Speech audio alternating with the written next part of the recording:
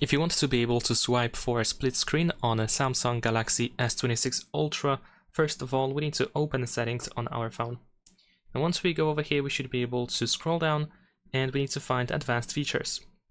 Now, once we open advanced features, then you can find the multi-window option. And then in here we have swipe for split screen. Of course, we need to enable this option. And then here we have the preview of what type of gesture you need to perform in order to activate this split screen view.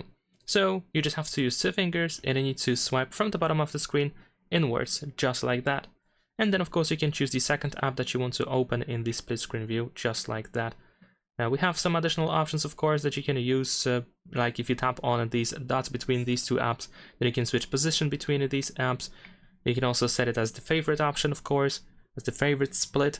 We can grab or tap actually on the line, the thick line that we have at the top of each app to find some further options. And if you grab by these 3 dots, then we can adjust the split. If you if you swipe it all the way up or all the way down, we can of course go back to the normal mode, the full screen that is. That is pretty much it. Leave a like and subscribe.